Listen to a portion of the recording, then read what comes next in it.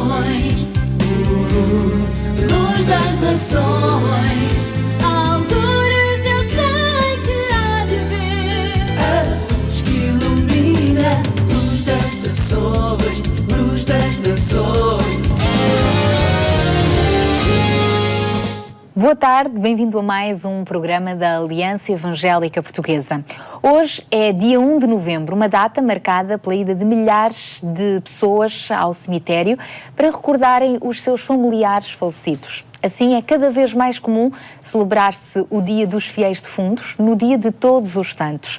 Esta homenagem aos mortos é um acontecimento global, vivido de diferentes formas, um pouco por todo o mundo, no qual as pessoas rezam, a fim de ajudar as almas no purgatório a obter a bem-aventurança celestial. Mas será que existe mesmo o purgatório?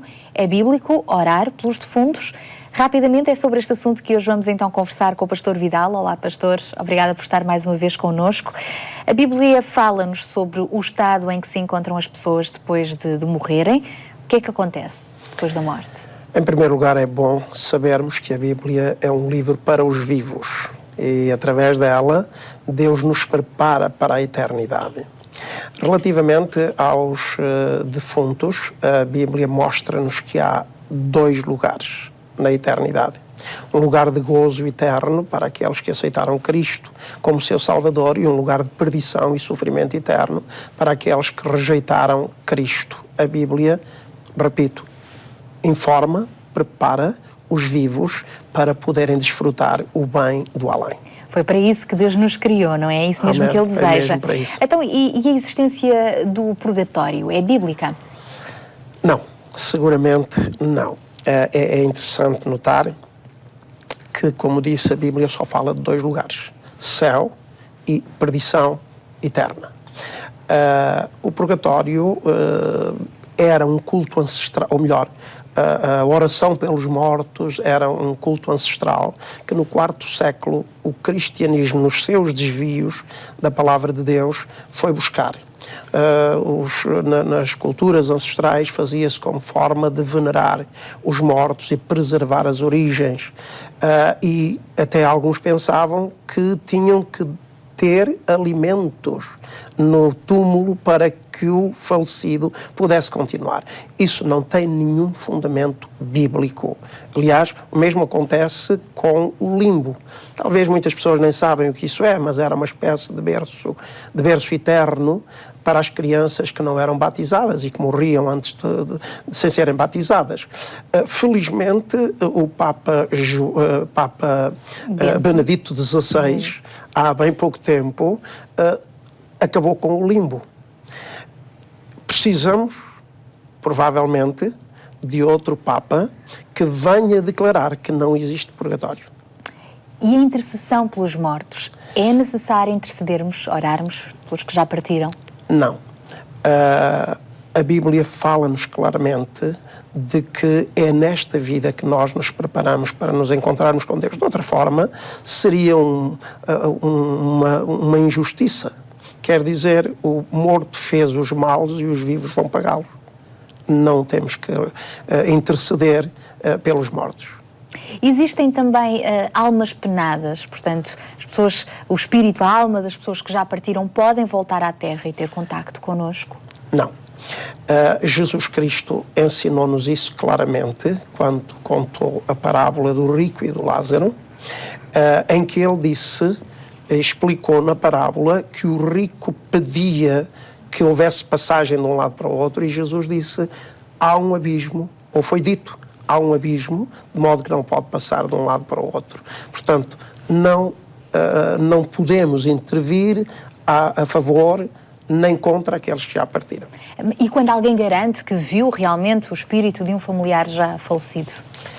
Bom, em primeiro lugar, alucinações, imaginações.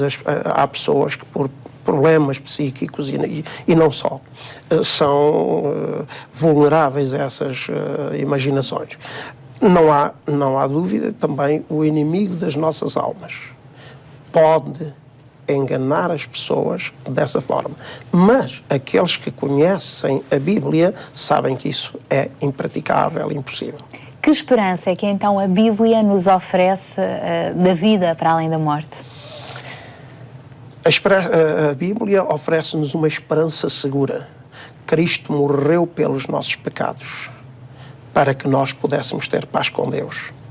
Justificados pela fé, temos paz com Deus. Portanto, a Bíblia garante-nos uma eternidade bem-aventurada, feliz. É preciso aceitá-lo, crer nele. Aceitá-lo, crer em Jesus ainda nesta vida. Ainda nesta vida. A única que temos. A única. Aqui.